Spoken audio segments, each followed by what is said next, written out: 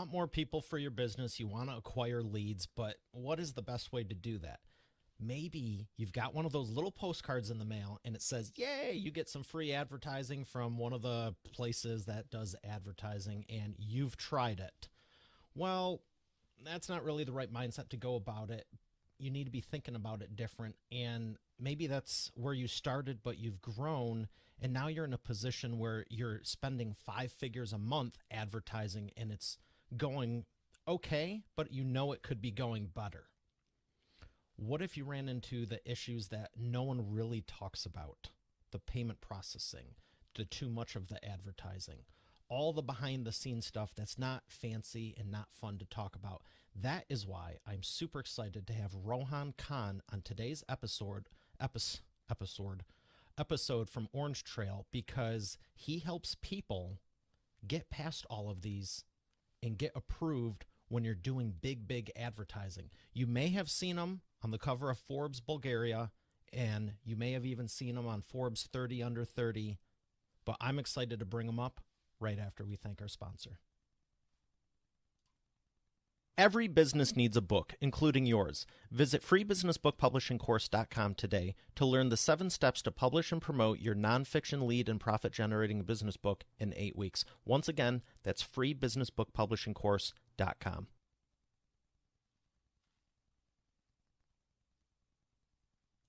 Here he is, ladies and gentlemen, Rohaan Khan. Rohaan, how are you feeling today?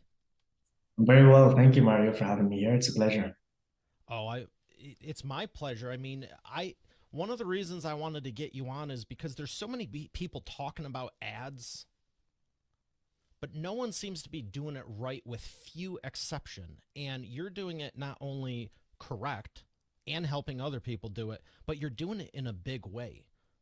I mean, I was somewhat joking about the postcard in the mail because I hear a good amount of people go, well, I got $100 credit. I tried it. It doesn't work.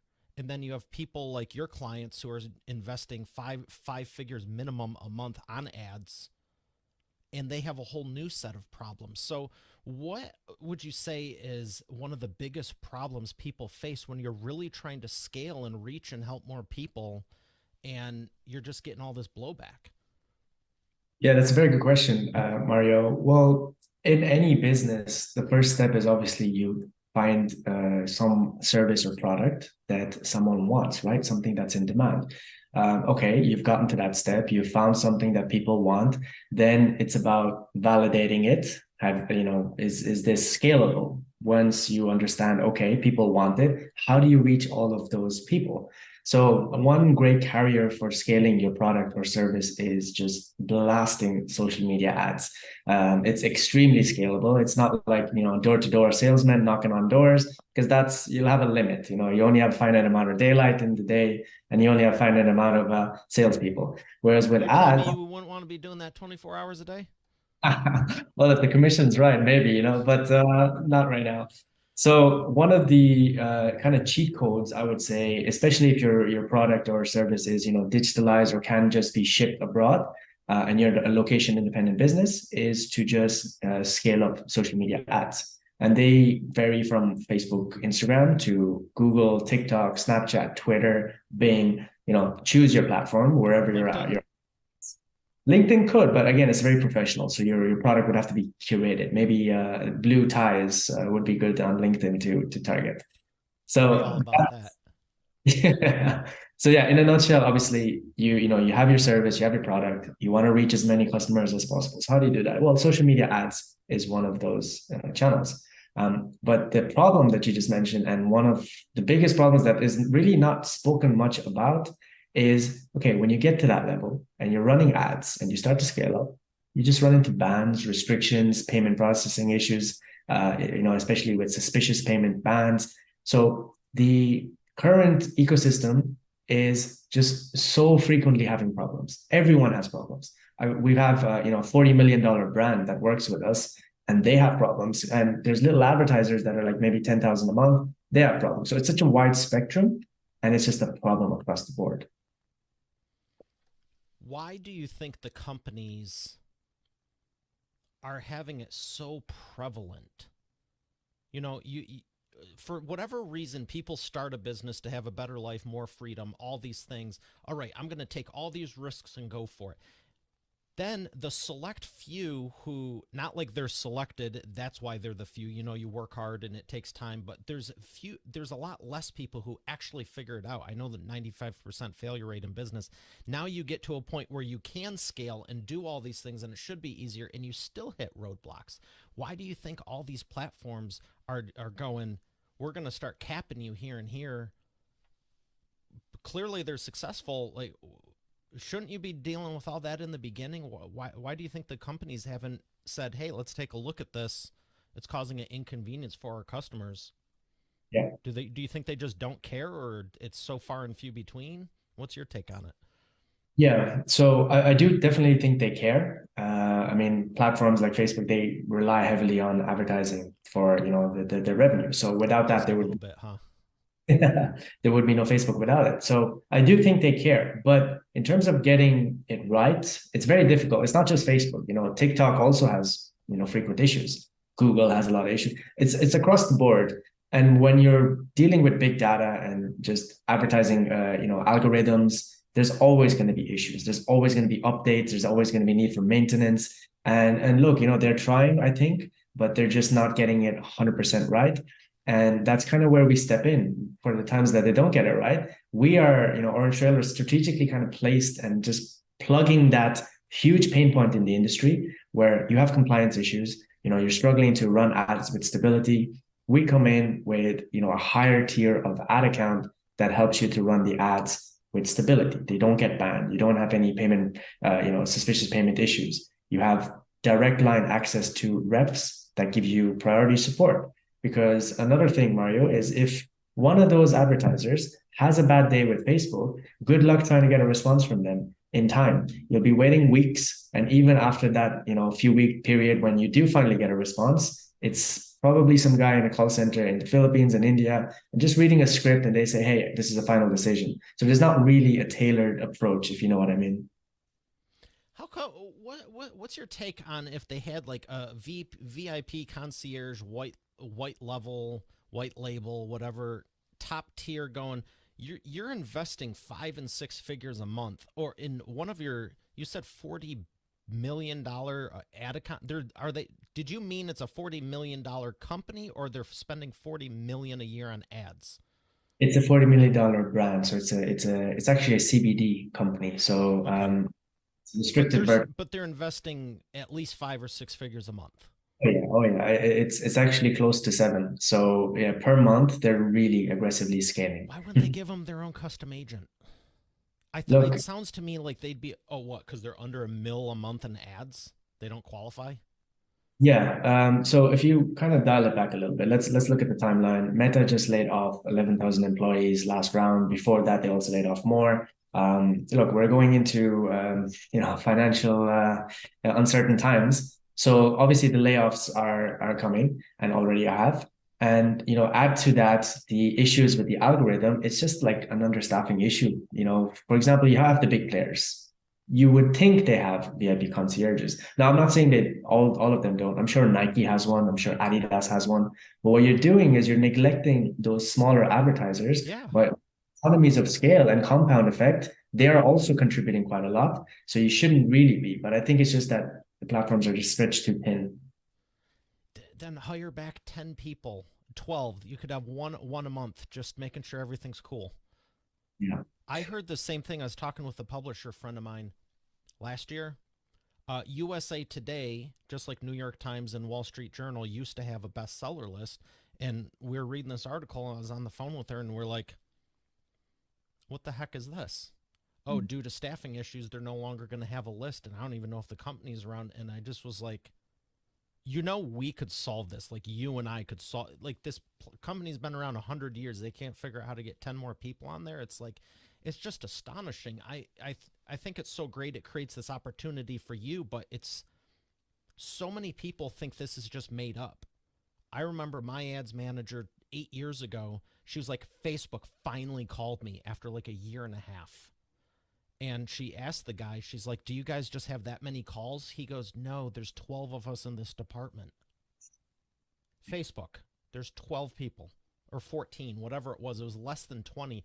I'm like, all of Facebook ads at that time was less than 20 people for the, what, 3.6 billion people who have an account now. Yeah. So there are automated checks in place as well, Mario. I should mention, generally they have an algorithm which detects if someone's being non-compliant. It's like an instant automated. They look for, certain triggers. Different Um, creatives or headlines that are breaking the terms of service. Exactly. So it Okay. can be on anything. It can be, so they have tools that scan your landing page on your website. So that's website. They have your creatives, for example, your video, your images, whatever you're running. And then there's also the text in which you're running. Any of that is non-compliant. Generally, it's an automated scan process, automated approval process. However, if you do get restricted, if you do get disapproved ads, then you appeal them like, hey, like what's going on here? I'm running totally compliant stuff. Once you appeal it, then it can go to a manual review. But remember, people are probably going, whoever's working behind the desk, they're probably going through like thousands of manual review. They're probably just skipping through like 2 seconds, 3 seconds on each one. So they're not really like looking at the subtle nuances of what is your offer, what is your product. It might be totally clean and white hat, but again, this is the major issue facing the advertising industry. So for someone that isn't doing 5 6 figures a month on ads just yet, or what is something we could say to everyone if you've never ran ads and want to, like, what are a couple of things that everyone should consider, whether you're doing 5 figures or 6 figures in ads a month, or you go, you know what, I'm going to set a 5 figure budget for the year, because to some businesses that's a lot. And like the one you mentioned, they're at nearly 7 figures for the year. That's probably a bad day for them. But I know there's got to be some similarities no matter what business you're in. What are some things that you always have to get right? Like we kind of touched on, the creative can't be breaking the terms of service. What are some other things you'd recommend? Yeah, that's a good question. So what I would recommend to any digital advertisers out there is take a few moments to just read through the policy guidelines. And this is especially the case if your product might be bordering on the policy kind of, yeah, you might just be infringing, but you're just at the boundary, you're pushing it. For example, vape, CBD, THC, these are all categories of, products that are kind of a little bit taboo in the advertising platforms, yet they're completely legit businesses, and they're totally allowed and they're legal. So first step I would say is go to Google, check out the policy guidelines, read through it, especially if you're going to be investing this much money into ads. It's worth knowing what you're dealing with.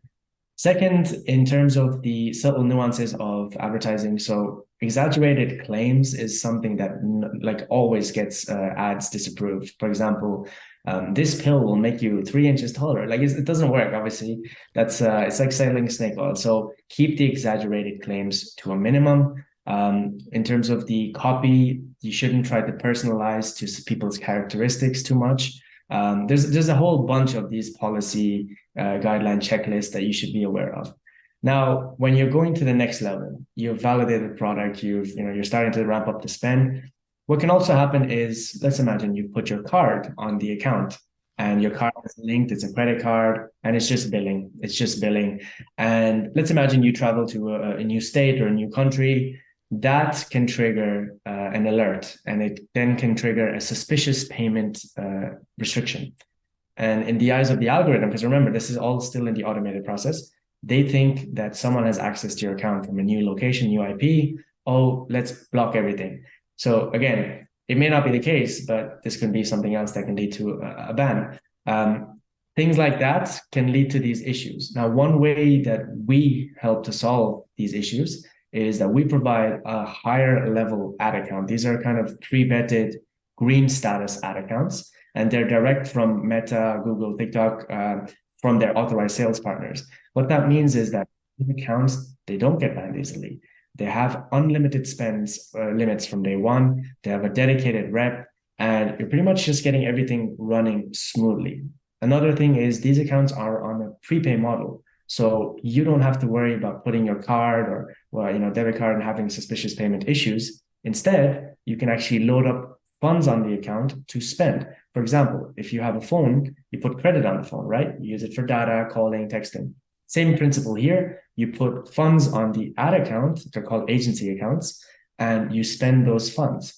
And we are one of the providers, we're partnered with some Meta authorized sales partners to provide this to the wider advertising industry. And right now we have over 400 clients spending around 100K daily across the board. Wow. I did. I feel like I've heard about the agency thing, but I didn't know that's where it is right now. That's impressive.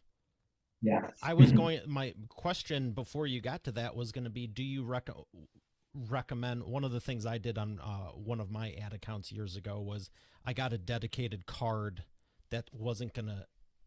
You know what I mean? It was just basically an advertising card, um, to get around some of that because yeah, when you travel and you're using it, if I'm speaking somewhere, regardless of where it's at, the last thing I want is ads going down or even worse, like I'm stuck at an airport or something. I mean, I always have cash on me, but um, Yeah. what do you think of separating it if you can't qualify for an agency account? Do you think you should have a dedicated card or use it same as everything else?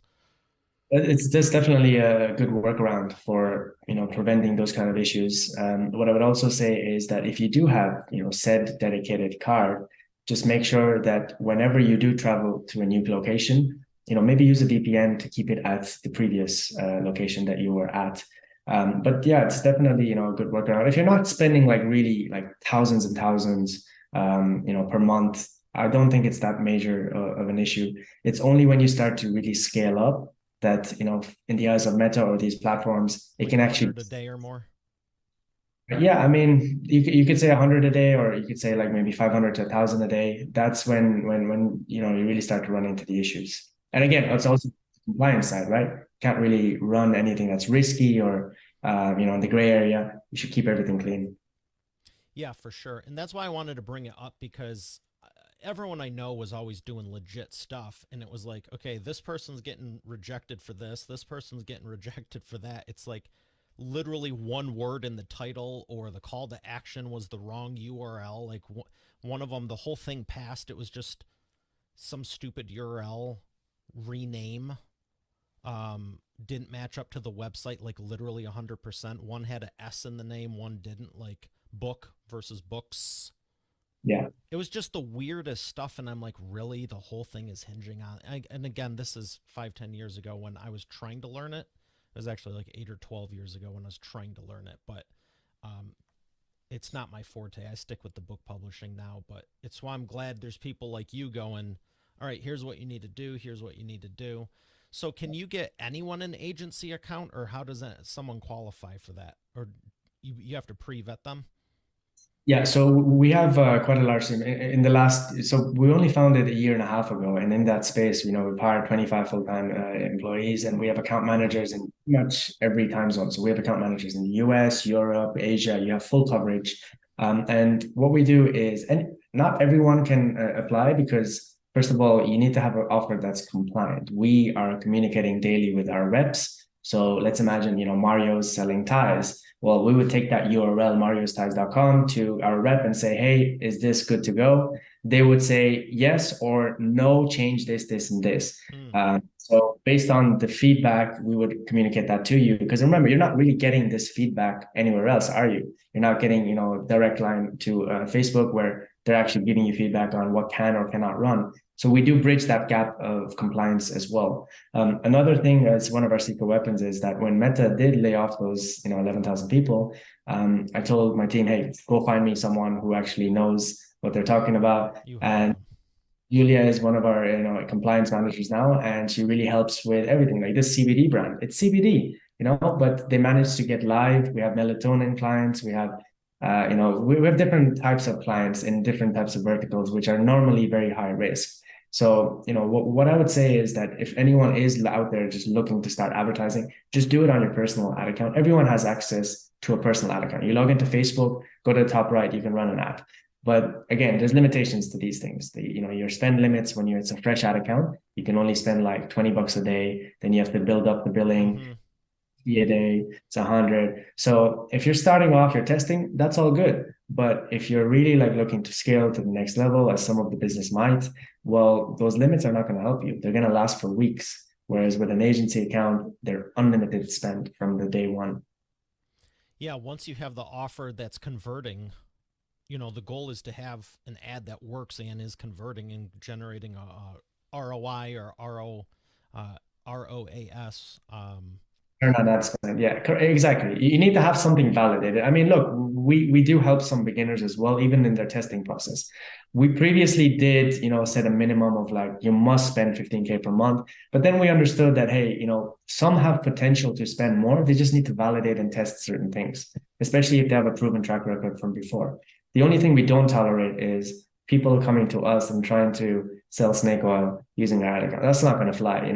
And Mario, I have many stories. We have all kinds of clients trying to What's the sell. craziest one? You don't need to name them. You can tell me after we get off the air, but tell me a good one or three. Okay, wait, let me think. So, yeah, we met this one guy at a conference in Dubai. It was the Affiliate World Conference. Now, great conference, very well run. We actually are going to the Barcelona one this year. We have a premium booth there. So if anyone's there, come say hello to the Orange Trail booth. But this guy comes over to us and is like, "Hey guys, I heard you help with running ads through agency accounts. Can I get one?" And I'm like, "Okay, well, I mean, let's talk. What are you running?" And he said, "Yeah, I'm going to be running Elon Musk's face with a Tesla Bitcoin scam where people have to send you one Bitcoin to get two Bitcoin back."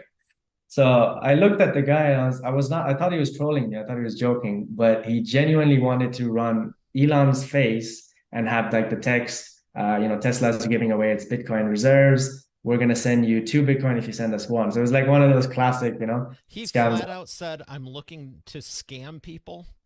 He had lit. I thought he was joking, and he was pure serious. So then I recalibrated. I was like, "Wait a minute, are you serious?" He's like, "Yeah." And I said, "Well, no, man, sorry, can't help you there. See you later."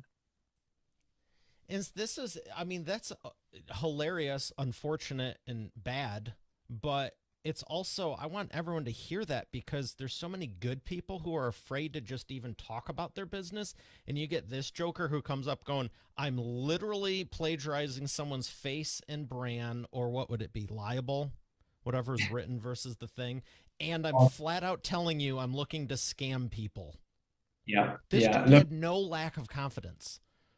it's not even that; it's lack of morals and ethics. And look, you'll find some of those people in the world, How do especially you when pre-vet it if you're not like one on one with them and they don't flat out say that? Can you just look at the ad or just get a feel? Do you like require a Zoom call to just test them out if you're unsure? Yeah. So again, great question, and I'll tell you exactly how we go through our compliance check. So when a client comes to us, they're interested in an ad account. We don't open, even if they pay us, we don't open it, until we approve them. So the first step is before we even take payment, we need to make sure that they're compliant. We ask for their URLs. We ask for what they're planning to run, and just some like vetting questions. Once we get that, we send it to the reps and say, "Hey, take a look, all good." And also our in-house compliance manager also takes a look. From there, and this has happened before, by the way, everything might look good, on the front end. But what they do is we get approved them, open the account for them, and then later they change things around. They add things like, that would be Hmm. non-compliant. And what we have in-house is a monitoring system where we check routinely their ads, make sure everything is by the book. So we have a really strict compliance process in place. And also aside from that, we sign agreements with every single client, making sure, their entity, everything is at risk in case they do try to, scam anyone, because we don't tolerate that. It's just from a moral and ethical point Sure. of view. Yeah, I've joked about it hundreds of episodes now. I mean, early on, I get all kinds of people that want to be on the show because, "Oh, you should have me on because I just started this thing and it would be really great publicity for me." Okay, and what good would it be for me and my audience?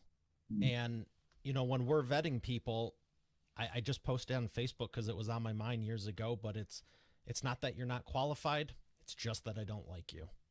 Like there's Yeah. some people who have the business, and there's a lot of people that are successful in business, but I'm like, I just don't like them. They seem like a creep. He seems like a prick. Yeah, and one more thing to add to that, I completely agree with you. It's when you are behind your computer, you do feel invincible, especially when it's incognito, you don't have your face behind anything. So you feel like you can get away with it. But, do you believe in karma? Do you believe in something? Because eventually it will come back to bite you. And if Absolutely, you reap what you sow. Absolutely. And if even if it's not, law enforcement's coming at you, whatever you make from ill-gotten ways, from just shady ways, that money you receive will leave you just as fast as you get it, ultimately. And I do believe in that. So Yeah, I can tell you're very adamant about that, as you should be. And I mean, when you said hide behind the computer, I'm like, wow, that is so powerful because so many people do. It's why they don't want to go on video or do a live stream or anything because they're like, there's over a dozen people I personally invited on this show from day one, and I do believe they're qualified. And for whatever reason, I don't know if they think they're going to find out, or, a couple of them, it has been revealed, like, thanks God they didn't come on because there was stuff going on I didn't know about. But it's always interesting, the behind the scenes, doing it live like this, doing all the different things. There's certain people who just don't want to be out there for whatever reason. And it's always curious to me, like, how come? Are you there, really trying to help people? But then on the flip side, you get this dude who comes up to your booth. He's not behind a computer and flat out says, I'm going to scam people. I want to scam people. and look, there's a lot of advertisers that have skeletons in their closets. It can happen for sure. But again, like I said, we have a very strict process of compliance Yeah, that it sounds like it. So how long does this process take? Can you go through it in a few days, a few weeks, or do you purposely make them wait 30 days or more just to see if they sweat it out? No, no, no, no. Of course, we pride ourselves on our service. So remember, if you're in the service space, industry, you better damn make sure your service is good. So we pride ourselves on our 24/5 support. You have Monday to Friday account managers in any time zone. And they'll be responding to you in Slack within 15 minutes. So that's 24 hours a day. And in terms of the account opening process, so once a URL is approved, we can open your account within a few hours. It's really fast. Top ups and adding access, removing access, again, within a few hours. So we're quite literally like fastest in the industry because we understand people are excited. They want to run their offers, they want to Yeah. scale. Least time, the better. Okay. So you're not teasing them out, teasing them along for 30 days to go, okay, you qualify. We're not playing hard to get, Mario. Okay. Only with Only with what? only with girls we play hard to get. Gotcha.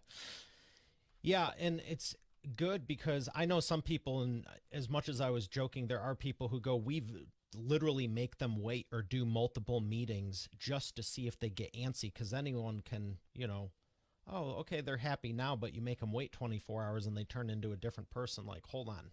Because I'm sure you don't want the people you're bringing on, they're going to be with you long term. You don't look at it as transactional. I can already tell you're looking at it as long term. So, yeah, sometimes the only way what was that old adage? If you really want to get to know someone, go on a vacation with them.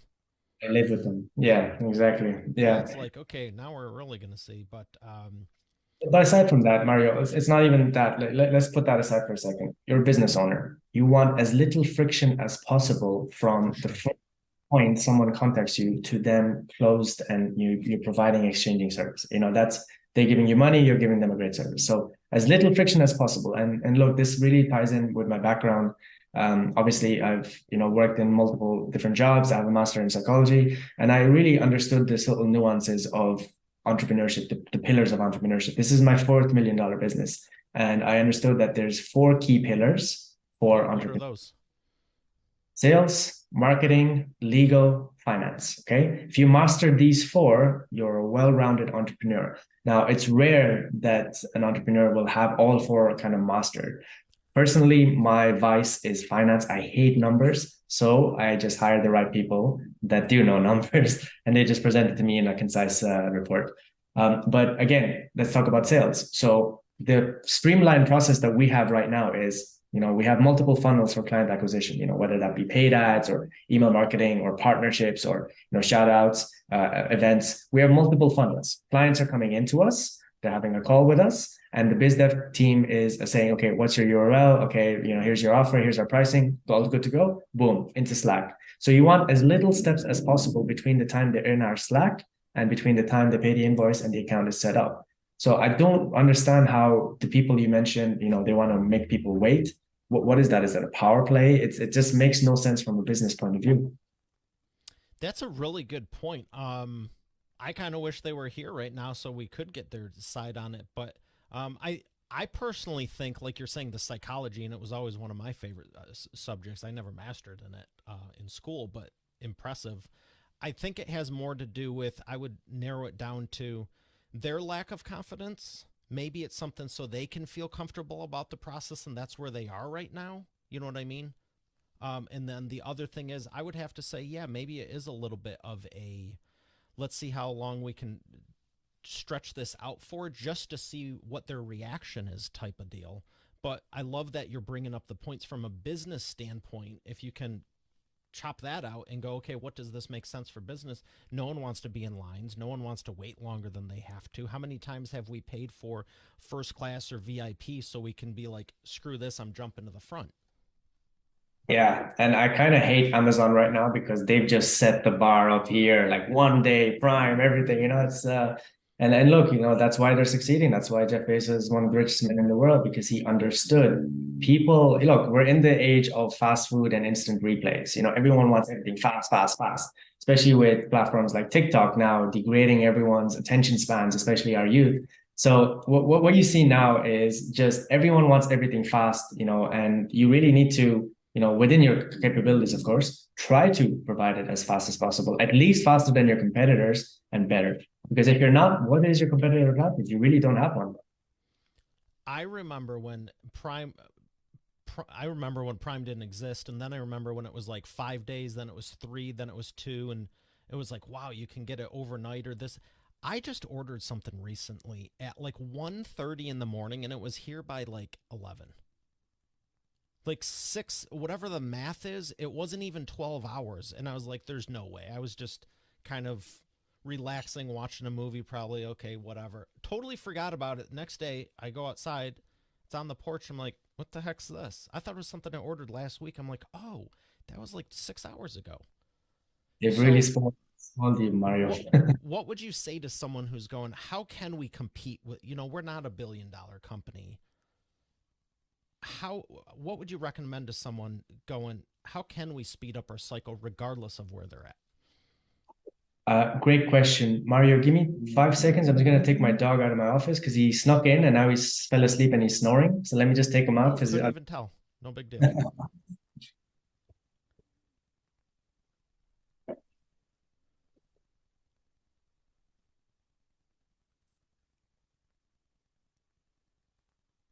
sorry about that.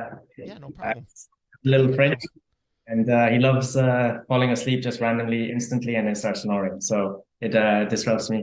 So regarding your question, someone's not a $1 billion company. How can they excel at whatever they do? There's a famous quote: "Whatever you do, be the best at it or be good at it." Right? Mm, Doesn't matter, if you're a coffee shop selling coffee, you're some kind of marketing agency selling a specific service, you just make sure you're good at it. What I've found, and one common recurring theme in my successes in my businesses is, and let me remind you again, so $4 million businesses, this is the first agency. The other three were e-commerce, stores and brands. And what I've found is that you get paid in proportion to the level of problems you solve. The bigger the mm, problem, the more you get paid. One of my brands was in the sleep niche. I sold memory foam pillows with a cervical arch that helped with neck pain. What okay. is it for people who sleep in the world? Everybody.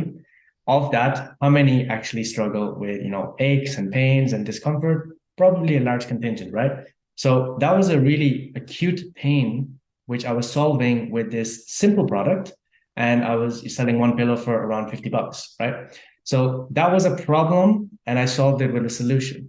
Similarly, now with Orange Trail, we help with the advertising bans. How big of a problem is advertising restrictions? Huge. Everyone gets faced with these issues. We're solving it with our compliant agency ad account solutions. So anyone listening out there, if you haven't already started a business, try to think about a problem that you see, reverse engineer from that problem and try to find solutions and offer them. And then in terms of optimization, think about how you could do it better, faster, and cheaper, because you really need to look after the third one. You really need to look after your margins. The profitability aspect is really going to make or break your business. With us, we bootstrapped. So, with Orange Trail, we did 20 million revenue in the last 10 months. That was all bootstrap. We didn't take any VC money, any investor money, because we understood you take money from investors, you're going to have to answer to them, even when they don't understand the business. So for people listening out there, find some kind of solution to a problem. If you have an existing business, think about how you can do it better. What add-ons can you add? How can you increase your average order value? You got a coffee there? Okay, maybe an upsell, maybe make a bundle. So always be thinking in terms of key metrics like average order value. How can I make sure the customer is going to come back for the lifetime value? How can I make sure just cross-selling different products, solving problems? So these are all just principles that people get from business acumen. Listen to podcasts like Mario, read books. These are ways that unfortunately it does come with experience and it's not really something you can learn. You got to make the mistakes. You got to really in the field feel these pains and then would you say there's too many people who are trying to do it perfect and not make the mistakes, and that's what's holding them back? This is one of the biggest issues every entrepreneur faces, even including myself. I'm telling you that everyone tries to just have everything. Let me get this. What? No, the color is off on the website. No, let me get that headline right. No, you just do it. Go figure it out as you're doing it. That's the best way you can do it. You figure it out as you're going, because what happens is paralysis by analysis. When you are just too long thinking about something and a few months have gone by and you actually haven't done anything, right? So again, really good point, Mario. I really don't think people should try to get everything perfect. You get the product live, service live, and then you just figure it out as you go. Yeah, it's there's so many facets we could be talking about, and I'm trying to remember what the quote was. It was something like, "You get good by failing, but you fail because you're trying to get good." It was basically what we're talking about now, where it's like you're trying to do it, but you're not going to figure out how to do it the best way for you in your circumstances for your audience unless you fail, and it's never going to go perfect. I'm like, oh, that's interesting. Yeah, absolutely. And at the start, look, you will be the sales, you will be the marketing, you will be the legal and finance, and that's good. You need to be, because in order to hire for those positions, and hiring is a big part of our Having core. the right team in place. Exactly. Like, look, 25 people in a year and a half, like, that wasn't easy. So hiring the top talent and retaining top talent, that's something that people Mm-hmm. don't really talk about, because you might hire, but there might not be the best fit. So my philosophy is hire fast, fire faster. If they're not, they're not a fit, they're not, putting results. We put in a clause in our, independent contractor agreements where it's a 60-day trial, all fully paid. You'll get every commission, whatever you're entitled to. But if you're not performing, it's not a good fit culture wise. We just let you go. We say, look, it's really not working out. Where have you found is the best place to find the right talent? So now you want the secret sauce, Mario. So what Well, I'll it's not really the recommend. secret sauce. It's I'm honestly curious because there's a couple people I let go recently, and I'm like, I mean, there's certain things I've tried, and it's like, and there's people I talk to, and it's like, I find some have like, they're not using traditional sites or anything. It's like completely all over the board. I think your secret sauce would be like over 100 steps long.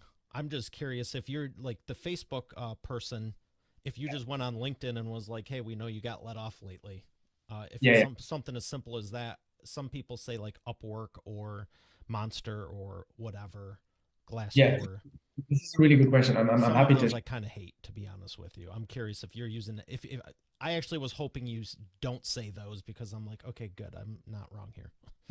So I'm happy to share, of course. What we found is, and by the way, this took a lot of trial and error. Believe me, we had to fire a lot of people. And what we found is that the top talent that will stay with you, and again, it does depend if it's a digital business and it's remote work, or you need physical employees in a city. So it does depend on those factors. However, if it's a digital business and it's remote work, what we found is that any of the freelancing websites are not a good fit. Why? Because when you hire one person and they tell you, yeah, yeah, I'm only working for you, they'll probably have three other jobs for other Mm. agents. attention is divided, the results are not as up to par.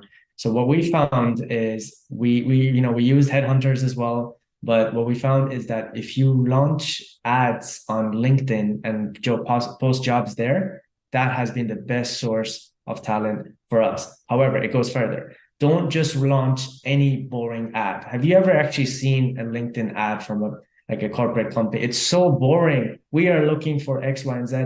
Make it more interesting, spice it up. We kind of structured it, and my business partner Ari, really took the lead on this. Was we structured it almost like a marketing, like an ad. So it's a job post, but we structured it like an ad. We had, the Socrates principle of three yeses. So we'd ask three questions where they would definitely have to answer yes to. Are you looking for a fun and dynamic, workplace? Are you looking to be paid, adequately for your work? Are you looking to be a part of like a fast growing company? Like we have these, questions at the start. We put emojis in there, and we just really spiced up the job post. From there, we launch ads on LinkedIn, and LinkedIn's really good for this, by the way. If you promote your ad, okay, you might pay like 20, $50 a day, but you're really getting top talent. Mm, And then the next process is like people just go for an interview and then yes or no. No, that's not really the way you should do it. You should try to incorporate in there, okay, you can have a work sample test first, then an I've interview. done that. Yeah, that's really good. And the reason for that is because you are filtering, because no matter if it's LinkedIn or not, you still will have some dummies applying to you that have no business applying to you, right? So what you should do is filter them out and see their capabilities with a work sample test. And it doesn't have to be something crazy long, because they don't know you anything. But it can be something short, just to see how do they think? Have they delivered the job sample test in like the timeline? For example, we give them 48 hours. If they complete within the timeline, we know, okay, they can adhere to strict timelines and they take ownership of their work. So you're looking at multiple facets. And LinkedIn by far has been the best source of our talent so far. Wow. Well, thank you for that. Tracy, you're going to love this because Tracy's helping me with LinkedIn stuff. She's a LinkedIn expert I've had on my show, good friend of mine also. And I did do a job posting on there, and I had 73 applicants within 20 minutes. Wow. And I was like, holy smokes, there's people on LinkedIn still. Again, it wasn't a forte until a few months ago, but yeah, thank you for telling me that because I kind of picked up on it, didn't dive into it, but and this was just the organic, the post a job thing. It wasn't Yeah. really the ad side of it. I used to do that on all the platforms and send them to what I call a reverse sales funnel. So instead of trying to sell them, a product or a service or whatever, it's like, would you like to work for the, and I had video, I incorporate video with everything. So it was like, have them watch the video to the testing thing. If they can't watch a 2-minute video, probably going to be hard to get through a project with us. You know what I Yeah. mean? It's like, oh, sorry, I didn't, or send in a video of why we, like, go on video telling me why we should hire you. Oh, sorry, you Yeah. don't have a camera. You don't have a phone Well, today? one more thing as well. So one extra piece of nugget I'll give to your audience as well. Don't just look for the tier one countries like US, UK, Australia. I want only those. We have a lot of top talent, and I'm talking ex McKinsey, ex EY, like top tier companies working for us now, and we found them in places like Serbia, Colombia, there's a lot of talent in emerging markets as well. And the benefit there is you have really smart people, really Mm-hmm. good skills, and for a fraction of the price.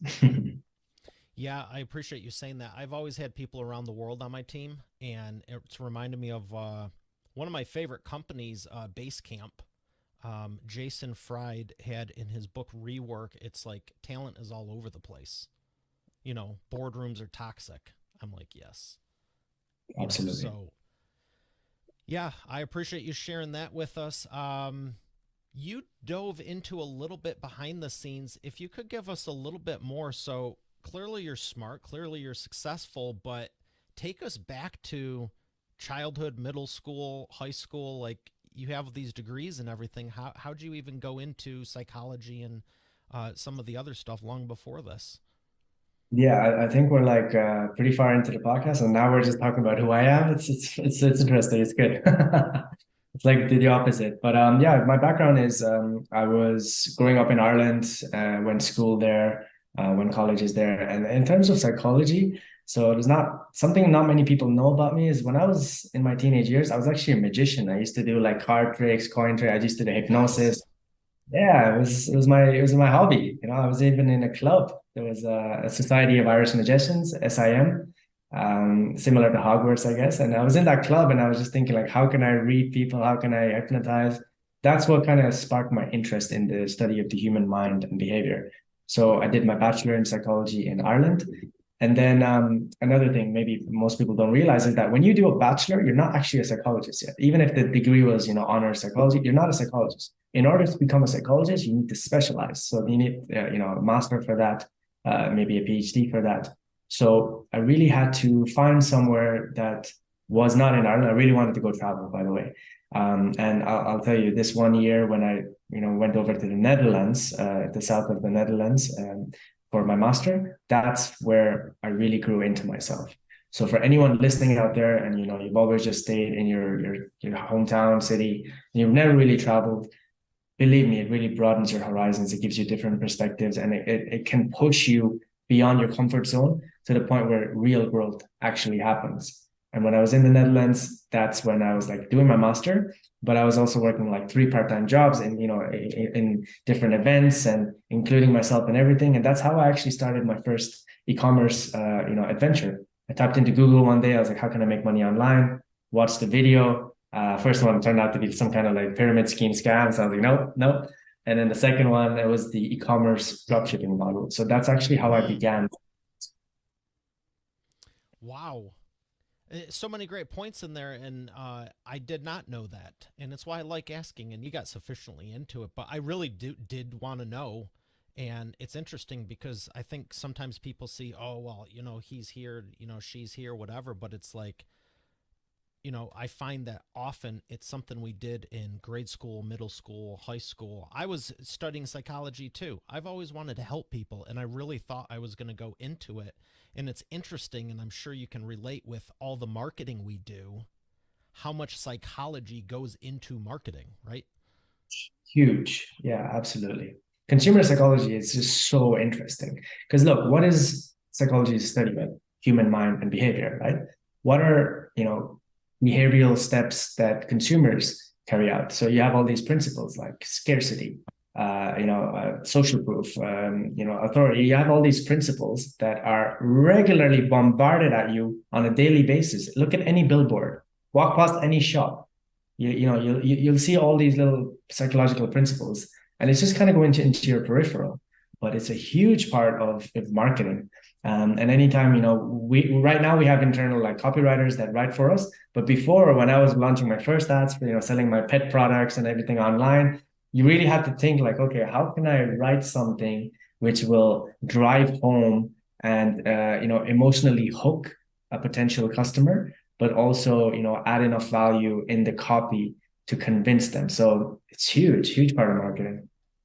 Yeah, it's a lot of fun, and it's interesting because me personally, everything I wanted to go into, I'm now able to do through my business. Even though I didn't go, I'm going to start a business to be able to do this, this, this. I just look back and I'm like, holy smokes.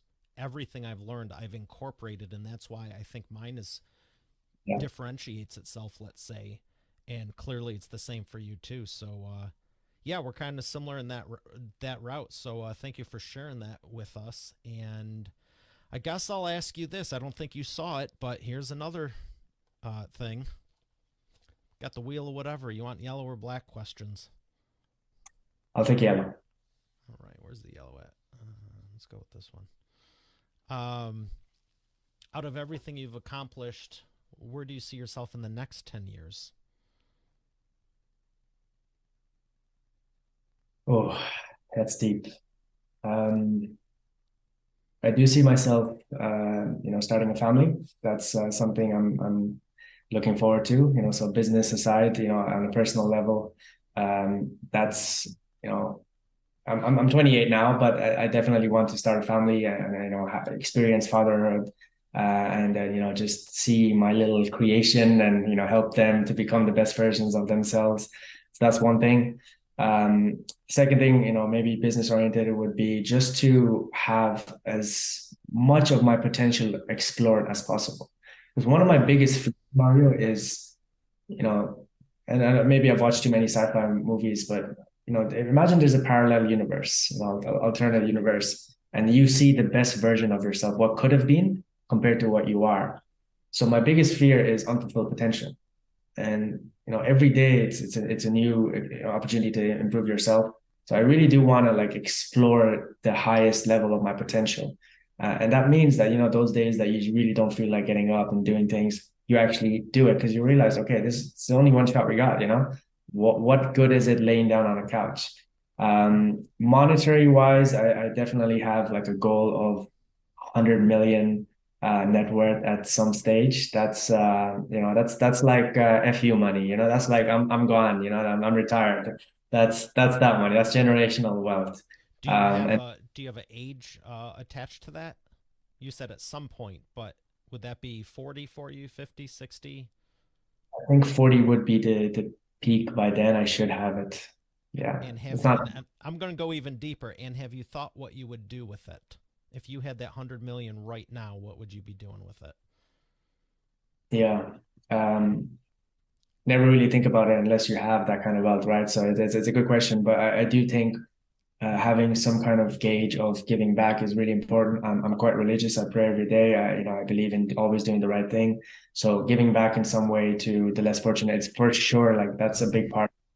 But aside from that, you know, uh, we're entrepreneurs at heart. We're not really going to stop ever, right? So a large part of that would have to be reinvested into some new project. Let's go for a billion. People do it all the time. And I Yeah. legitimately asking you because there's people who do it, and I don't know if you've met some of them, but they say a lot of the same stuff we do. They've just been doing it longer. The timing was right. They went more aggressive with it, but it's like you I'll know give, what I mean? You're I'll give you an talking to example. Richard Branson, and it's like yeah, I started with this. I love the story when he was before he started Virgin Airlines. Like he couldn't get a ticket on a plane or something like that, so he bought a charter jet without the money. Went on the runway holding up signs saying tickets to wherever the heck the plane was going for 200.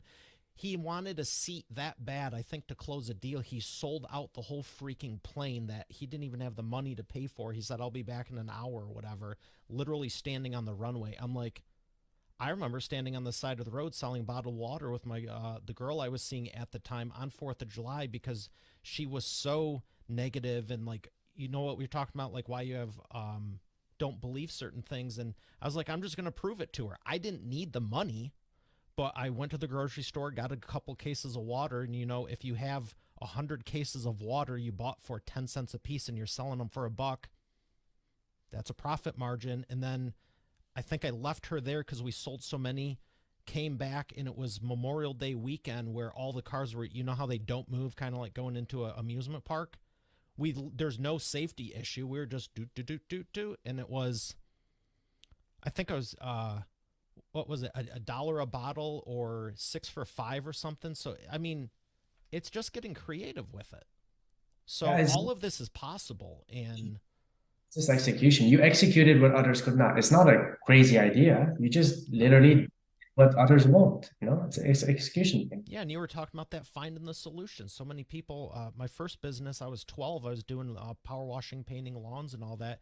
I came home after church. I saw a guy that looked completely miserable, cutting his lawn. It's hot out and everything. I just pulled in his driveway. Hmm. Doesn't look like you're having fun. Nope. You'd rather be on the boat, wouldn't you? Uh huh. I'll be back in 20 minutes. Why don't you go pack a cooler? He goes, how much? I go, $20. He's like, and he just walked away. That wasn't a hard sales pitch. That wasn't a funnel. That wasn't making sure the microphone had the right colors that are matching. That's just finding a need and solving it. You did that at 12, Mario? I'm impressed. Yeah. Well, I wasn't driving at 12. Started the business at 12. Sold that one to start this one when I was in college. Wow, I'm actually impressed by that. So I that mean, client would have been around 16 at least. I mean, I was driving, but yeah, I had at oh, least a you're, dozen clients before that. Just yeah, walking. yeah. But actually, just before I forget, so what you mentioned about Richard Branson, I didn't know that story. That's really interesting, by the way, how he actually did the design. That's pretty interesting. But in terms of like, okay, when you have an exit, so I'll give you a smaller example. I actually had an exit in 2020. Well, actually, start of 2021. I sold my sleep brand that I told you about Okay. to a VC in Vancouver, in Canada. So they purchased my brand.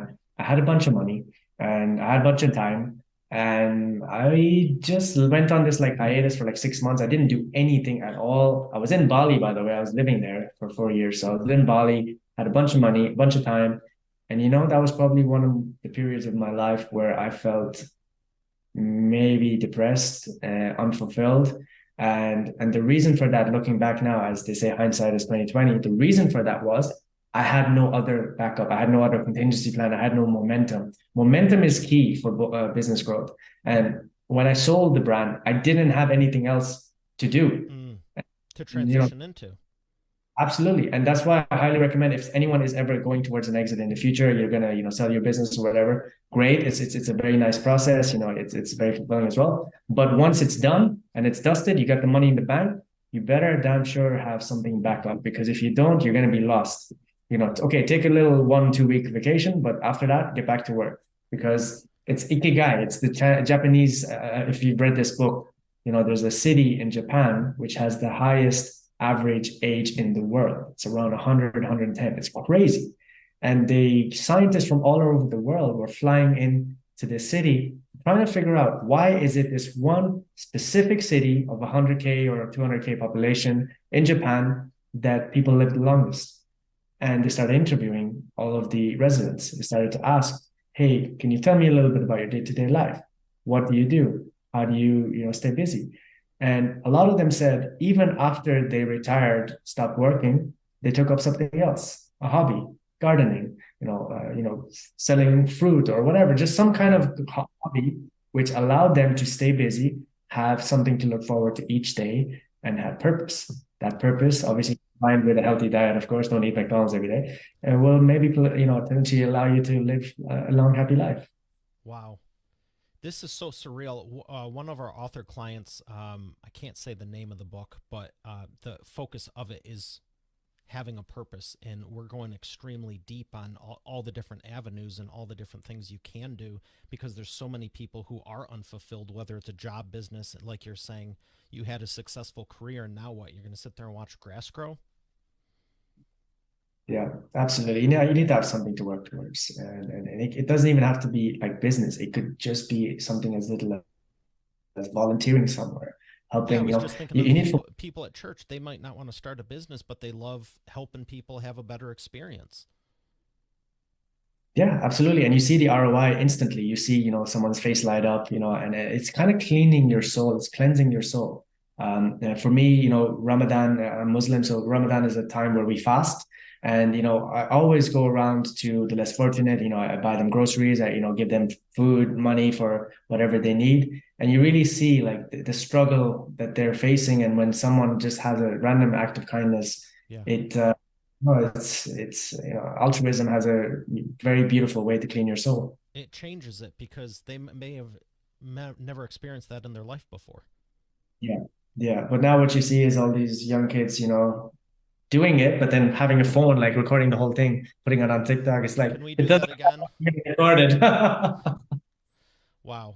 This is awesome. I gotta cue the sponsor, thank the sponsor, and come back for the imperfect action round. But I'm really enjoying this. I feel like we could do a whole other episode just on what we're talking about the last 8 minutes. But um, I'm you're awesome. I'm gonna thank the sponsor, and we'll come back for the imperfect action round.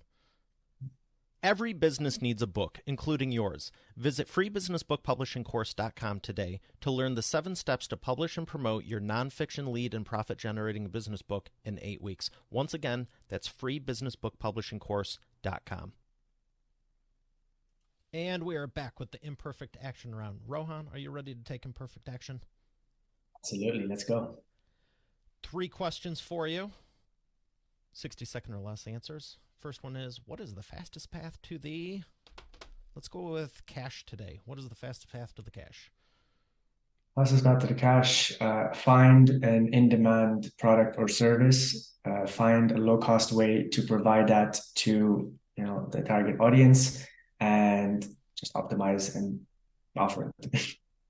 Excellent. Number two, what is the biggest problem you see your prospects making and the fastest way for them to fix it? Sorry, could you repeat prospects in what way? What is the biggest problem you see your prospects making and the fastest way for them to fix it?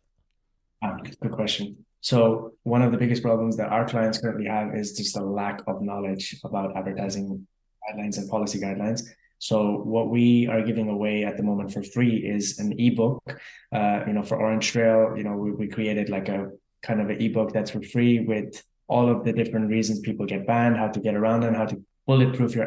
That's the name of the ebook. Bulletproof, how to bulletproof your advertising to minimize bans. That's one way. But if you don't know who we are, go to Google, find out policy guidelines, go to, for every platform and really understand them down to a T. You need to make sure that when you're running ads, you do it as compliant as possible. If you can't, come call us, we'll help you out.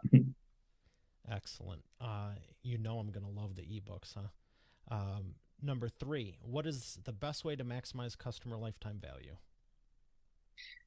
Excellent question. There's a few ways, but ultimately the only way is just having a great service. Listen to the customer. You need to have frequent touch points with customer. Really listen to them. Don't listen to reply, listen to understand. Seek their answers and understand what they're actually saying to you. Because if you really don't understand your customers, they're going to leave you. What I'd also say is give back to them. If they've been with you for a while, give them a little extra a few weeks or whatever, give them some kind of bonus, add value to them so that they feel appreciated, and you'll have the lifetime value because they're happy. Excellent. All great points. Love everything you're sharing. What books would you recommend to expert authority world that have impacted your business and life?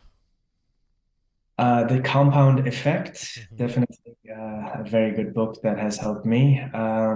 Emotional Intelligence by Daniel Goleman. It's really, really important that you understand EQ. I would dare even say it's more important than IQ. And lastly, I think